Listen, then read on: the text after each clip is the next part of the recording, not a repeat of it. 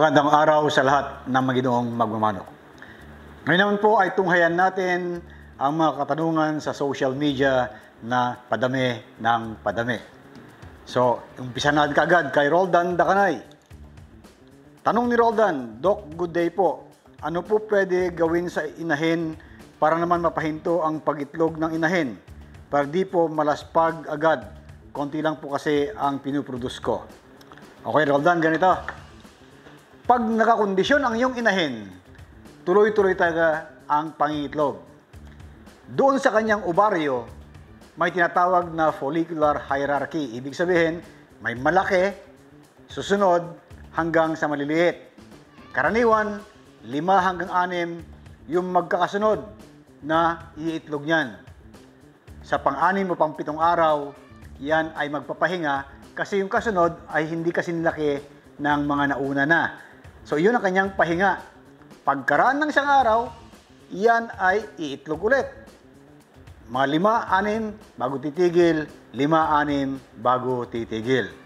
Sabi ko nga sa iyo, pag yan ay maganda ang pangangatawan, tuloy-tuloy ang pangingitlog niyan. Huwag kang mag-alala. Basta maganda ang iyong patuka at meron kang mga supplements gaya ng Breeder ADE, ay hindi maralaspag ang iyong mga manok. Ngayon naman, kung gusto mo talagang patigilin, huwag kang mag-ilaw. Kasi yung ilaw, yan ay nagko-contribute para mag-develop yung mga follicle para mag-itlog yung mga manok. Isa pa, kung gusto mong tumigil talaga, doon ka sa lugar na meron siyang tinatawag na nest o yung isang itlogan. Pag naramdaman ng manok na meron ng mga 10 sa kanyang dibdib habang siya ay nangingitlog, magbibigay ng feedback yan sa utak niya. Uy, marami na ang itlog na aking nililimliman. Titigil na ako, kung hindi, baka hindi ko mapisa ang lahat. So yun ang parang tinatawag natin na feedback mechanism ng mga hormones sa isang manok para tumigil na sa pangingitlog. Pero sabi ko nga, balikan ko yung una, kukunti ang pinuproduce mo, para ma-maximize mo, hayaan mo lang mangitlog. Suportahan mo ng tamang pagkain, balanced diet, mga supplements, vitamins and minerals, hindi malalaspag ang inahin mo. Anyway, kung talagang kulang na ang kanyang egg follicles, kusang titigil. Pag tumigil, suplementahan mo, paliguan mo muna para mawala yung parasites, purgahin mo kung gusto mo, and then i-condition mo ulit para susunod na mangingitlog. Malalaspag lamang ang manok pag ito ay walang pahinga. Ibig sabihin, halimbawa siya naglimlim, tapos nagitlog ulit, limlim ulit nang walang pahinga, madaling malaspag. Pero pag hindi siya naglilimlim dahil incubator ang ginagamit mo, tuwing titigil ng pangingitlog, suportahan mo lang sa nutrition at supplements, yan ay maganda ang maging kondisyon ng inahin mo na yan.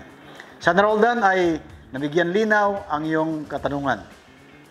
Okay, sunod. Itong si Rainante Miklat. Ang tanong niya, Doc, ano po ideal age sa pag-vaccine ng Coryza?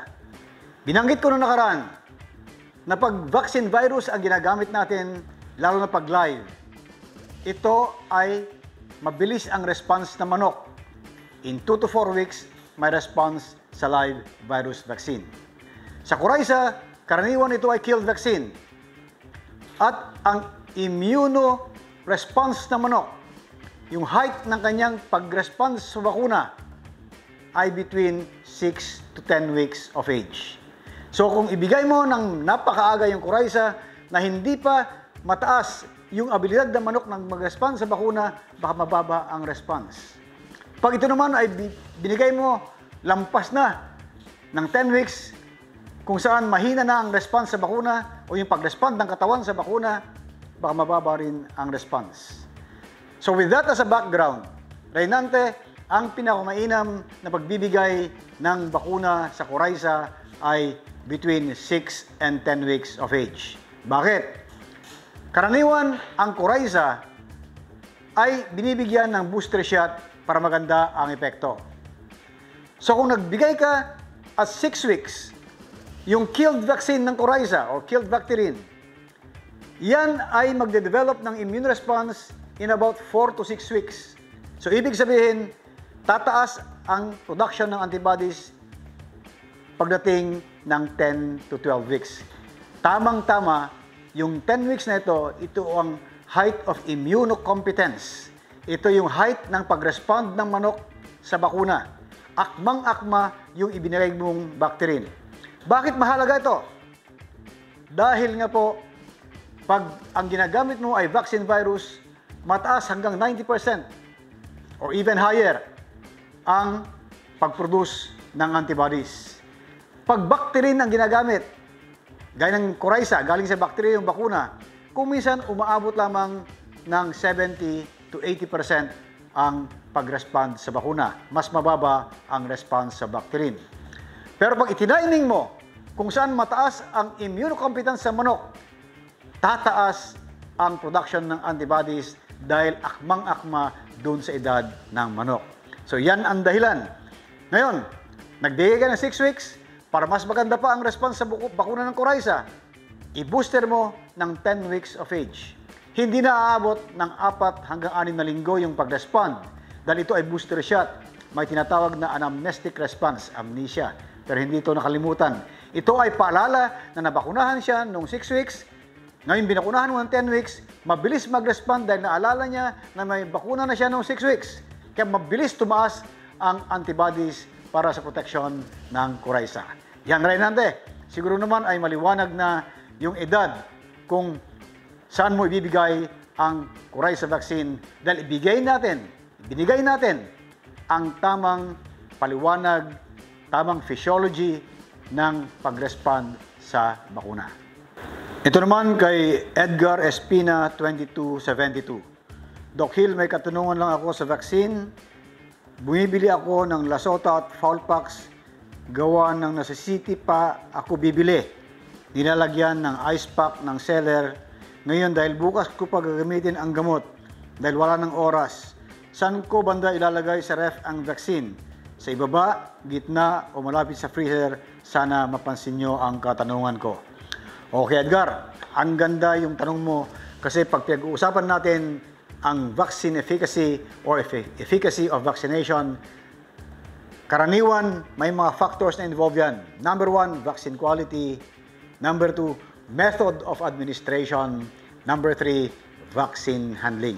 Okay, yung vaccine quality, madaling paliwanag yan. Nasa gumagawa ng bakuna yan. Yung method of administration, ito yung pinapainom, pinapatak, o ini-inject. Sabi ko nga, mas mainam yung individual vaccination dahil siguradong nabakunahan yung manok. Mas mababa ang response sa mass vaccination dahil hindi mo iniisa-isa ang manok. Ang mass vaccination ay yung ini-spray o kaya yung pinapainom. Ang mga individual vaccination ay yung may pinapatak o kaya ini-inject. Pangatlong konsiderasyon ngayon, yung vaccine handling. Karaniwan, dito nangyayari ang mga problema sa tinatawag natin na vaccination failure. Maganda nga ang vaccine quality. Maganda nga ang method of administration. Ginawa mo halimbawa, patak or injection. So, ibig sabihin, lahat na bakunahan. Pero pag yung handling ng bakuna ay nagka-problema, walang kwenta yung bakuna na yan. Buti na lang, Edgar, maganda yung sinabi mo rito na doon sa seller, nilalagyan niya ng ice pack. Dahil sa city mo binibili, inuwi mo sa inyo medyo malayo. Magaling yung seller na yan. Siguro yung vaccine distributor na yan ay alam niya kung paano mag-handle ng vaccine. Napakaswerte mo. Kaya sa lahat ng ating maginoong magmamanok, bumili kayo ng bakuna doon sa sanay humawak ng bakuna na vaccine distributor. Okay. Ngayon, naiuwi mo na sa bahay.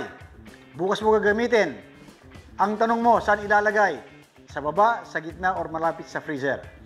Dahil ito ay Lasota at Fowlpox, ito ay live vaccine. Ang live vaccine, pati na kill vaccine, ay 2 to 8 degrees centigrade ang kailangan para ma-maintain ang quality. Sa pinakaibaba, kaya yung 8 degrees centigrade yon. Sa pinakagitna, mga 4 to 5 degrees. Yung malapit sa freezer, mga 2 degrees. So, pwede yung 2 to 8 degrees centigrade na pinag-uusapan natin. Huwag na huwag mong ilagay sa freezer. Dahil pag yan ay na-freeze, masisira ang bakuna. Killed man o live vaccine, pag inilagay sa freezer, masisira. May mga bakuna lamang na pang-freezer.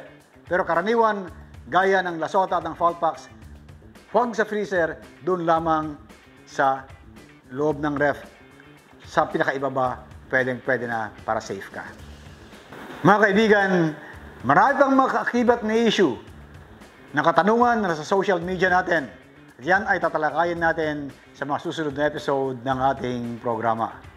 Huwag lang kalimutan mag-like, mag-subscribe, mag-share, o pindutin ang notification button para pag may bagong episodes, kayo ay laging updated. Again, sa performance ng ating mga manok, pang-breeding man o panlaban, laging tandaan, health is always number one.